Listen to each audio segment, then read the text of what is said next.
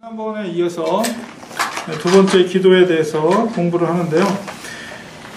기도에 대해서 지난번에 기도를 비유하기를 두 가지로 비유했죠. 첫 번째는 기도는 영적인 호흡이다. 두 번째는 기도는 대화이다. 하나님과의 대화이다. 그래서 기도란 무엇인가 라고 이제 새로운 신자들이 물어봤을 때 영적인 대화로서 우리가 하나님 앞에 죄를 고백하고 또 주님의 은혜와 주님의 사랑을 내 마음속에 가득 채움으로 새로운 힘과 능력을 공급받는 것, 그 다음에 일방적인 독백이 아니라 주님과의 대화를 통해서 하나님의 뜻을 깨닫고 또 우리가 감구할 바를 하나님 앞에 알리는 것. 기본적으로 이렇게 기도에 두 가지 비유를 들었고요. 그 다음에 기도하기 좋은 시간은 새벽 시간, 그리고 기도하기 가장 좋은 장소는 예배당, 기도하는 교회 예배당이라는 것을 말씀드렸습니다. 오늘은 기도의 내용에 대해서 말씀을 드리고, 그 다음에 교회에 있는 기도의 종류, 특별히 이제 기독교, 우리 한국교회 전통 속에서 기도의 종류는 어떤 것이 있는가, 이런 것을 이해하는 시간을 갖도록 하겠습니다. 그래서 먼저 기도의 내용을 보겠습니다. 그래서 요한복음 15장 16절에 있는 말씀으로 내 이름으로 아버지께 무엇을 구하든지 다 받게 하려 함이라. 그래서 기본적으로 기도는 하나님의 자녀들이 하나님께 아뢰할 수 있는 특권이다, 이렇게 말씀을 드렸죠. 기도는 하나님과 영적인 대화이며 또한 영적인 호흡이기 때문에 아주 자연스러운 것입니다. 그리고 부모님과 대화를 나누듯이, 가족과 또한 대화를 나누듯이 자연스럽게 말하면 됩니다. 그래서 일반적으로 기도는 5가지로 구분이 되게 됩니다. 그래서 첫 번째로, 그 5가지 중에 첫 번째 뭐냐면 기도의 대상으로서 하나님 아버지께 기도를 합니다. 그래서 기도의 대상은 하나님 아버지입니다. 사도행전 7장 59절에 보면 스데반이 주 예수여 내 영혼을 받으시옵소서 하면서 성자 예수님께 이렇게 기도한 일이 있습니다. 물론 예수님은 하늘과 땅의 모든 권세를 지니신 분이기 때문에 그렇게 기도해도 틀린 건 아니지만은 예수님께서도 말씀하시기를 내 이름으로 아버지께 무엇을 구하든지 다 받게 하려 함이라. 요한복음 15장에 있는 말씀을 통해서 그렇게 말씀하셨어요. 그래서 기도는 일반적으로 성부 하나님께 드리는 것입니다. 그래서 기도의 대상을 분명하게 해야 된다는 것이죠. 그래서 올바른 기도는 성령님의 도우심을 받아서 성자 예수님의 이름으로 성부 하나님께 기도를 드리는 것입니다. 그래서 우리가 성삼위 하나님이 계신데 우리가 기도하는 기도의 대상은 성부 하나님이시다. 그래서 우리가 기도할 때 제일 먼저 해야 될 것이 그 성부 하나님, 기도의 대상이신 성부 하나님을 부르는 거죠. 하나님 아버지, 이렇게 기도를 시작하는 거예요. 그 다음에 두 번째, 기도의 두 번째 내용은 감사와 찬양을 드리는 것입니다. 기도는 받은 바 하나님의 은혜를 감사하는 것으로 시작해야 합니다. 간구할 것이 많을지라도 우선 감사의 조건을 찾아서 감사하며 찬양해야 합니다. 주님의 거룩한 이름을 찬양해야 합니다. 그리고 베풀어 주신 은혜를 하나하나 헤아려서 입술로 감사해야 합니다. 마음으로 감사할 뿐만 아니라 입술로 또한 고백해야 합니다. 그래서 기도는 순서적으로 내 필요를 요청하는 것보다도 먼저 베풀어 주신 하나님의 은혜에 감사와 찬양을 먼저 올려드리는 것이 옳습니다. 그래서 제일 첫 번째는 하나님 아버지를 부르고, 두 번째는 하나님을 찬양하는 거예요. 하나님께 감사를 올려드리는 거예요. 그래서 하나님 감사합니다. 저에게 생명을 주심을 감사합니다. 오늘 하루를 시작하게 하심을 감사합니다. 나를 구원하신 걸 감사합니다. 하면서 하나님 앞에 감사의 고백을 하는 것입니다. 세 번째는 뭐냐? 회개하며 자복해야 합니다. 죄는 기도 응답을 방해합니다. 그래서 죄는 하나님께로부터 오는 온갖 좋은 것을 차단합니다. 그래서 남의 잘못을 용서하지 않고 기도한다든가, 자기의 죄와 허물을 고백하지 않는다면, 그리고 또한 정욕으로 쓰려고 잘못 구한다거나 두 마음을 품고 기도한다거나, 이렇게 어쨌든 우리 마음속에 죄의 모습이 있다면 그것은 기도를 가로막죠. 그래서 여기 기록되어 있는 것은 마태복음 6장 9절에서 15절. 너희가 사람의 잘못을 용서하면 너희 하늘 아버지께서도 너희 잘못을 용서하려니와 너희가 사람의 잘못을 용서하지 아니하면 너희 아버지께서도 너희 잘못을 용서하지 아니하시리라. 마태복음 5장 21절 24절에도 예물을 제단에 드리려다가 거기서 내 형제에게 원망 들을 만한 일이 있는 것이 생각나거든 예물을 제단 앞에 두고 먼저 가서 형제와 화목하고 그 후에 와서 예물을 드리라. 그래서 예배를 드리거나 기도를 드릴 때 형제 간에 원망 들을 만한 일이 있으면 먼저 가서 화해를 하라는 거죠. 그리고 또한 야고보서 4장 3절에 보면 우리가 기도에 방해되는 것, 구하여도 받지 못함은 정욕으로 쓰려고 잘못 구하기 때문이다. 이것도 자기 욕심이죠. 그리고 그렇기 때문에 죄와 연결이 되어 있는 문제입니다. 그리고 야고보서 1장 7절 8절에 이런 사람은 무엇이든지 주께 얻기를 생각하지 말라. 두 마음을 품어 모든 일에 정함이 없는 자로다. 두 마음을 품는다는 것은 하나님을 전적으로 신뢰하기보다는 세상의 양다리를 걸치고 어떨 때는 하나님 편에 섰다가 어떨 때는 세상 편에 서서 두 가지의 마음을 갖고 있는 것. 그럴 때는 아무리 기도해도 응답하지 못한다. 주께 얻기를 생각하지 말라 이렇게 말하고 있습니다. 그 다음에 하나님께서는 너희가 많이 기도할지라도 내가 듣지 않는 것은 너희의 손에 피가 가득하기 때문이다. 이사야 1장 15절에 있는 말씀이죠. 너희가 손을 펼 때 내가 내 눈을 너희에게서 가리고 너희가 많이 기도할지라도 내가 듣지 아니하리니 이는 너희의 손에 피가 가득함이라. 피라는 것은 성경에서 항상 생명을 상징하는 말입니다. 그래서 내 손에 피가 가득하다는 것은 형제를 해하게 했다는 거예요.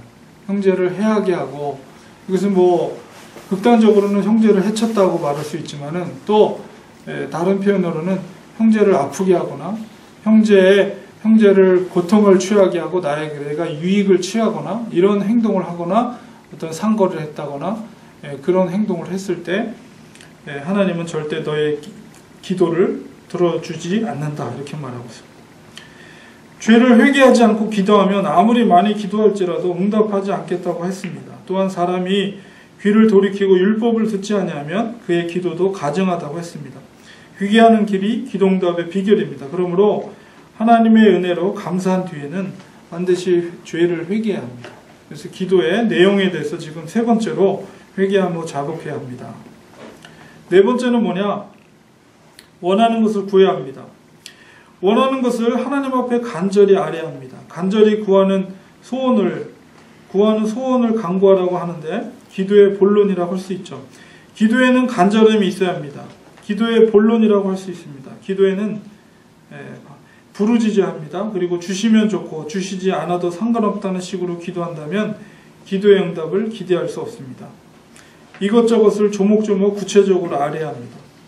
도매하듯 하지 말고 소매하듯 소상하게 아뢰야 합니다. 끝까지 기도해야 합니다. 하나님이 포기하기 전에 내가 먼저 포기하면 절대 안 됩니다.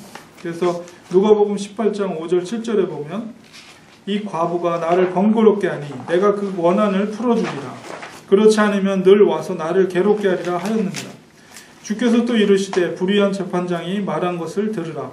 하물며 하나님께서 그 밤낮 부르짖는 택하신 자들의 원한을 풀어주지 아니하겠느냐. 그들에게 오래 참으시겠느냐. 그래서 하나님께서 응답해 주시겠다. 그러니까 우리가 기도할 때는 소상하게 자세하게 해야 될 뿐만 아니라 인내를 가지고 오래 참고 부르짖고 간절하게 이렇게 하나님 앞에 기도하라고 말씀하고 계시는 것입니다. 그래서 이것이 네 번째예요. 그래서 우리가 기도할 때는 정말 간절한 마음으로 들어주시든 안 주시든 상관없다라는 식이 아니라 정말 반드시 꼭 들어달라는 간절함을 가지고 하나님 앞에 기도를 해야 됩니다. 그리고 그 기도는 단시간에 끝나는 것이 아니라 계속 인내함으로. 그러니까 어떤 기도는 평생 동안 하는 기도도 있어요. 그리고 어떤 기도는 내가 평생 동안에 응답되지 않고 내가 죽은 다음에 이루어지는 기도도 있어요. 그렇기 때문에 우리는 끝까지 응답될 때까지 우리는 하나님 앞에 기도를 올려드려야 됩니다. 그리고 마지막으로 다섯 번째는 예수님의 이름으로 기도드립니다. 무엇이든지 끝맺음이 중요합니다. 기도에는 마침표가 있어야 합니다. 예수님의 이름으로 기도드립니다. 아멘. 이것이 이제 마지막에 우리가 기도 마지막 할 때 성경은 너희가 내 이름으로 무엇을 구하든지 내가 시행하리니 내 이름으로 무엇이든지 내게 구하면 내가 시행하린다. 그래서 내 이름이라는 것은 여기서 예수님이죠. 예수님의 이름으로. 그래서 요한복음 14장 13절에 14절의 말씀입니다. 너희가 내 이름으로 무엇을 구하든지 내가 시행하리니 이는 아버지로 하여금 아들로 말미암아 영광을 받으시게 하려 함이라. 내 이름으로 무엇이든지 내게 구하면 내가 행하리라. 예수님께서는 내가 너희를 택하며 세운 것은 이는 너희로 가서 과실을 맺게 하고 또 너희 과실이 항상 있게 하여 내 이름으로 아버지께 무엇을 구하든지 다 받게 하라 함이라 라고 가르쳤습니다. 그러므로 반드시 예수님의 이름으로 기도드립니다 하고 아멘 하고 끝내야 합니다. 그래서 기도의 5가지 원리를 말씀을 드렸어요. 그래서 사실 초신자들이 오면은 기도가 무엇인지 그리고 기도를 어떻게 해야 되는지 잘 모르거든요. 그래서 여러분이 이거를 인식을 하시고 잘 이해를 하시고 초신자들에게 기도를 가르쳐 주셔야 됩니다. 그래서 기도를 어떻게 합니까? 그러면 기도의 대상이신 하나님 아버지를 부르세요. 그리고 또한 감사와 찬양으로 하나님 앞에 먼저 영광을 올려드리고 그 다음에 속에 있는 죄악의 모습들이 있다면 그런 것들을 다 하나님 앞에 회개를 하시고 또 형제 간에 화해할 일이 있으면 먼저 그런 것을 용서를 서로 간에 구하고 그 다음에 하나님 앞에 기도할 때 간절함으로 정말 구체적으로 하나님 앞에 인내하며 오래 참음으로 간절히 기도하십시오. 그리고 마지막으로 예수님의 이름으로 기도드립니다. 그리고 아멘 하시면 이렇게 기도하는 겁니다. 이렇게 가르쳐 주셔야 돼요. 이게 사실 뭐 제자 훈련이 따로 없습니다. 여러분들이 새로운 성도들이 왔을 때 이제 기도에 대한 것들을 지도하고 가르쳐 줄 위치에 있는 분들이기 때문에 그렇게 기도를 알려주시고 가르쳐 주시면 고맙겠습니다. 그 다음에 여러 가지 종류의 기도가 있습니다. 기도에는 특별히 우리 신앙생활하면서 교회 생활하는 데 있어서 특별히 여기에 기록되어 있는 기도의 종류들은 우리 장로교, 제가 이제 장로교 전통을 갖고 있기 때문에 장로교, 한국 장로교에서 전통적으로 우리가 갖고 있는 교회 생활의 기도의 종류들을 제가 기록을 했어요. 그렇기 때문에 여러분 여기에 있는 기도의 종류들만 여러분이 알고 계시면 신앙생활하고 교회 생활하는 데 있어서 기도는 초신자들이 우리 교회의 기도는 이런 기도들이 있습니다. 그래서 이런 교회 기도의 특징이 뭔지 그런 것들을 또한 설명해 주시면 고맙겠습니다. 보겠습니다. 기도에는 여러 종류가 있습니다. 기도드리는 환경에 따라 개인 기도와 공기도로 나눌 수 있습니다. 또 기도드리는 시간에 따라서 새벽 기도, 철야 기도로 나눌 수 있습니다. 그 다음에 식음을 전폐하며 비상한 각오로 드리는 금식 기도가 있습니다. 또 기도산에 가서 기도하는 산상 기도도 있습니다. 그리고 교회가 특별한 기간을 정하고 기도하는 특별 기도회도 있습니다. 기도 생활에 가장 많은 비중을 차지하는 기도는 또한 역시 새벽 기도입니다. 먼저 철야 기도. 철야 기도는 밤을 새우며 드리는 기도입니다. 중대한 일이 있을 때 밤을 새워가며 부르짖어 간구하는 기도가 철야 기도입니다. 주님께서는 중대한 일이 있을 때마다 철야하며 기도하셨습니다.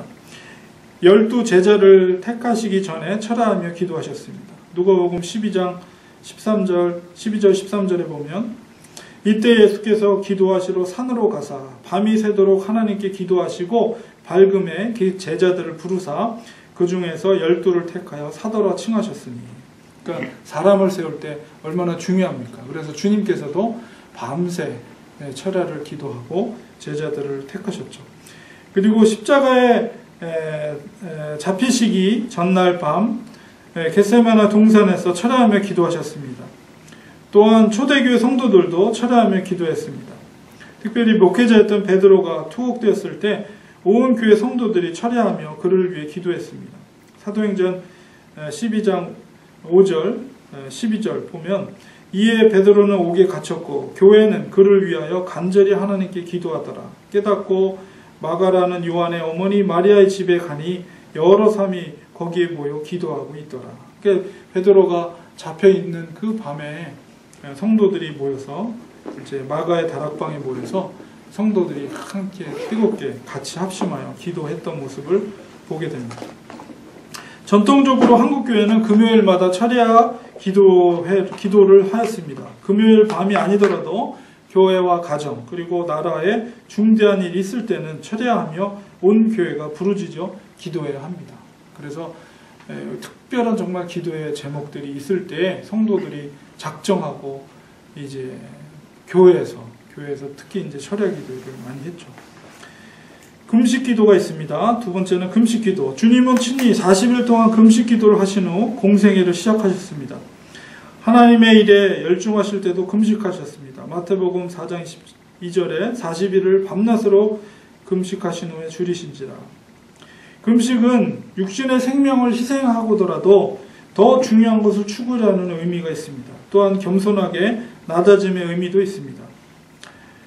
열왕기상 21장 27절 29절에 보면 아합이 이 모든 말씀을 들을 때 그의 옷을 찢고 굵은 배로 몸을 동이고 금식하고 굵은 배에 누우며 또 풀이 주고 다니더라. 여호와의 말씀이 디셋 사람 엘리야에게 임하여 이르시되 아합이 내 앞에서 겸비함을 내가 보느냐. 그가 내 앞에서 겸비함으로 내가 재앙을 저의 시대에는 내리지 아니하고 그 아들의 시대에야 그의 집에 재앙을 내리려 하셨더라.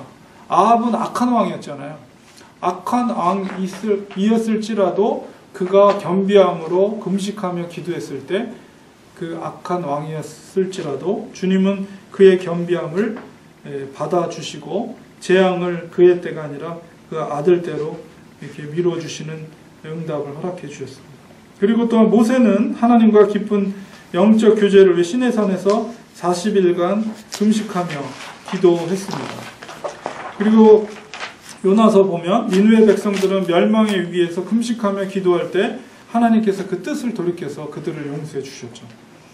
그리고 여호사밧 왕도 암몬 족속이 침략해 올 때 금식 기도로 이제 문제를 해결했습니다. 역대하 20장 3절에 보면 여호사밧이 두려워하여 여호와께로 낯을 향하여 간구하고 온 유다 백성에게 금식하라 공포하며 유다 사람이 여호와께 도우심을 구하려 하여 유다 모든 성읍에서 모여와서 여호와께 간구하더라. 이렇게 금식하며 기도할 때 하나님께서 그 문제를 해결해 주십니다. 그 다음에 안디옥 교회 성도들이 예배를 잘 드리기 위해서도 금식했습니다. 사도행전 13장 1절 3절. 이렇게 금식 기도를 바르게 하면 기도 응답이 빠릅니다. 어두움을 낮과 같이 밝게 해줄 것이며 항상 인도하여 가뭄 때에도 영혼을 만족해 해주실 것이며 물된 동산과 물이 그치지 않는 샘처럼 육신적으로 건강을 주시고 자손들에게도 회복의 은총을 주시겠다고 약속하셨습니다. 이사야서 58장 1절 2절 1절에서 12절 중에 6절을 보면 내가 기뻐하는 금식은 흉악의 결박을 풀어주며 멍에의 줄을 끌어주며 압제당하는 자를 자유하게 하며 모든 멍에를 꺾는 것이 아니겠느냐. 이렇게 금식 기도의 응답에 대해서 여러 성경에서 약속을 해주시고 계시고 또한 금식 기도를 할 때는 은밀하게 해야 됩니다. 그것을 자랑으로 여기거나 슬픈 기색을 띠지 말고 은밀하게 기도해야 된다. 마태복음 6장 16절 18절에 금식할 때 너희는 외식하는 자들과 같이 슬픈 기색을 보이지 말라. 그들은 금식하는 것을 사람에게 보이려고 얼굴을 흉하게 하느니라. 내가 진실로 너희에게 이르노니 그들은 자기 상을 이미 받았느니라. 너는 금식할 때 머리에 기름을 바르고 얼굴을 씻으라. 이는 금식하는 자로 사람에게 보이지 않고 오직 은밀한 중에 계신 내 아버지께 보이게 하려 함이라. 은밀한 중에 보시는 내 아버지께서 갚으시리라다. 이렇게 말씀해 주셨어요. 그래서 금식 기도할 때는 사람들한테 알리지 않고 은밀하게 하나님 앞에서 드리는 것이 좋습니다. 특히 설교하는 목사를 위해 혹은 선교사를 위해 금식하며 기도해야 됩니다. 안디옥 교회 성도들은 그렇게 기도했어요. 그래서 사도행전 13장 1절에서 3절 하면 이제 바울과 우리 바나바를 파송할 때 금식하며 그들을 보내게 됩니다. 그래서 성도들이 특히나 이제 사역자들을 위해서 금식하며 기도할 때 사역자들이 능력을 받고 선교 사역을 잘 감당하게 되는 것이죠. 그 다음에 산상기도회가 있습니다. 산상기도는 기도산에 가서 기도하는 것을 말합니다. 예수님도 산에서 기도하신 일이 있습니다. 산상기도는 깊이 기도할 수 있는 이점이 있습니다. 산에 가서 하려는 마음과 그 준비 과정에서도 은혜가 임합니다. 산상기도회는 우리에게 신선한 기도의 능력을 제공합니다. 산에 올라가 바위에 혼자 앉아 기도한다든지 또는 성도들끼리 합심하여 여기저기 산자락에 흩어져서 앉아 기도드리는 모습은 참으로 아름답습니다. 밤을 새워가며 산상에서 부르짖는 성도들의 간절함을 주께서 결코 외면하시지 않습니다. 산상기도회, 그 다음에 보통 이제 기도원에 가서 이렇게 기도를 하게 되죠. 이런 경우는 특별히 정말 작정하고 올라가서 기도하게 되는 기도를 말합니다. 그 다음에 이제 특별기도회, 마지막으로 특별기도회. 특별기도란 글자 그대로 특별한 기회에 온 교회가 합심하여 기도하는 것을 말합니다. 심호흡을 크게 해야만 산소를 충분히 공급받아 건강할 수 있듯이 기도는 영적인 호흡이므로 기도의 양이 많고 기도의 심도가 깊어야 신앙생활을 건강하게 감당할 수 있습니다. 때로는 병원에서 환자의 호흡이 곤란할 때 인공호흡을 시키듯이 교회에서도 이제 성도들의 영성이 무기력해지면 비상수단으로 특별 기도회를 열어서 이제 생명을 불어넣습니다. 여럿이 합심하여 드리는 기도에는 더욱 큰 위력이 있습니다. 크리소스톰은 홀로 드리는 기도를 통해서 얻을 수 없는 것은 합심하여 기도함으로 얻을 수 있다, 이렇게 말했고, 우리들 각자의 힘으로는 불가능할지라도 연합하여 마음을 모으는 일은 효과가 있다라고 했습니다. 데릭 프라임은 합심 기도를 무시하는 그리스도인들은 공경에 빠진 최전선의 동료들을 내버려 두고 떠나는 군인들과 같다고 이렇게 말했습니다. 그래서 온 성도가 합심해서 기도해야 합니다. 초대 예루살렘 교회는 특별 기도회를 많이 열었습니다. 성령 강림을 기대하며 특별 기도회를 했습니다. 그들은 전혀 기도하면 힘쓰다가 신령한 은혜를 체험했습니다. 그들은 목회자들이 어려움을 당할 때 특별 기도에 힘썼습니다. 특별 기도를 통해서 그들은 많은 기적을 체험했습니다. 교회에서 시행하는 특별 기도회는 아무리 힘들어도 꼭 참여해서 기도해야 합니다. 매일 새벽 기도나 금요 철야 기도에 참여하지 못할지라도 특별 기도회만은 꼭 참여해서 기도의 훈련을 쌓아야 합니다.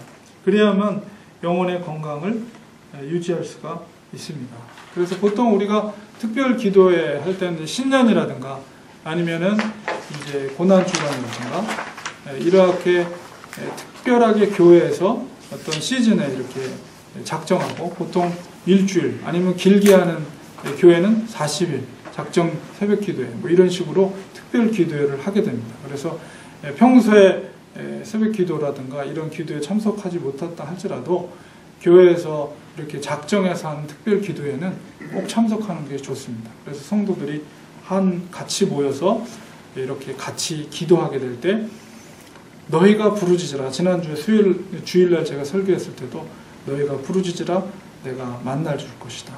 너의 기도를 응답해 줄 것이다. 그것은 공동체가 모여서 하나님 앞에 한 마음으로 드려지는 합심 기도를 말하는 거거든요. 그래서 특별 기도가 있을 때는 우리가 같이 모여서 꼭 참석해서 그 특별 기도를 통해서 영적으로 회복하는 그런 시간을 갖는 것이 좋습니다. 그래서 우리가 보통 한국 장로교 교회 생활을 신앙생활을 하는 데 있어서는 이런 기도에 철야기도, 금식기도, 산상기도에 특별기도에 그 다음에 물론 개인이 하는 기도가 있고 물론 이제 대표기도 그런 기도의 종류도 있죠. 그래서 다음 시간에는 대표기도를 어떻게 하는지 구체적인 방법을 설명을 해드리려고 해요. 그래서 기도에 대해서 아주 기본적인 우리가 신앙생활을 어떻게 기도 생활을 어떻게 되는지 이런 것들을 구체적으로 여러분에게 말씀을 드리겠습니다. 그래서 이 유인물을 여러분이 잘 보관하시고 항상 참고로 하시면 그리고 그것을 통해서 새로운 성도들에게 가르침과 지도를 할 수 있는 그런 도구로 여러분이 사용하시면 좋겠고 그리고 이제 구체적으로 이제 대표기도 같은 거를 할 때 어떻게 하는 것이 좋은가 이런 것들도 아주 구체적으로 제가 설명을 해서 다음 주에 또 알려드리도록 하겠습니다.